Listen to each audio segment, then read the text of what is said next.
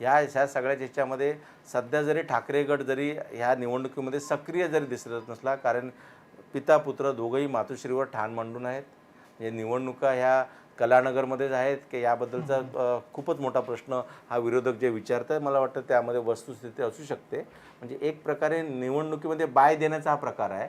आणि हे सगळं करतेवेळी दुसरीकडे मात्र महायुतीतले हे जे सत्ताधारी 3 पक्ष आहेत ते आपापसातले कपडे फाडत आहेत.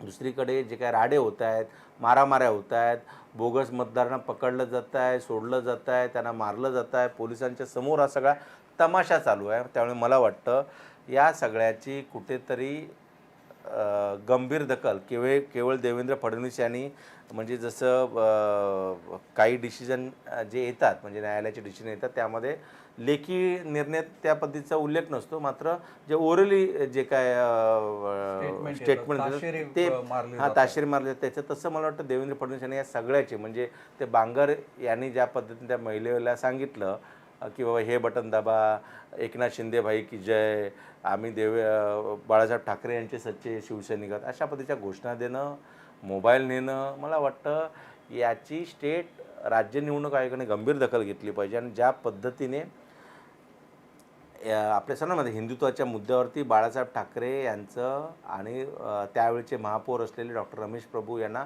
6 वर्षासाठी केंद्रीय निवडणूक आयोगाने मतदानावरती बंदी, निवडणूक लढवण्यावर, अशा पद्धतीचं जोपर्यंत तुम्ही कडक कडक निर्णय घेत नाही तोपर्यंत हा असा नंगानाच चालू राहणार. आणि त्यामुळे मला माहीत आहे की ह्या सगळ्या याच्यामध्ये म्हणजे मतपत्रिका तुमच्या त्या फ्लश टँकमध्ये सापडणं, मतपत्रिकांसोबत पैसे सापडणं, मतपत्रिकांसोबत तुमचे जे काय तुम्हाला त्या पक्षाचे झेंडे, सगळ्या गोष्टी, त्यामुळे हे सगळं म्हणजे पोलिसांपुढे हा केवढा मोठा ताण आहे. आणि याचं कुणाला काही सोयरसुतीक नाही. केवळ माझा पक्ष हा क्रमांक 1चा राहायला पाहिजे यासाठी ज्या पद्धतीने नुराकुस्ती चालू आहे, मला वाटतं महाराष्ट्रासारख्या राज्यामध्ये हे भूषणावह नाही.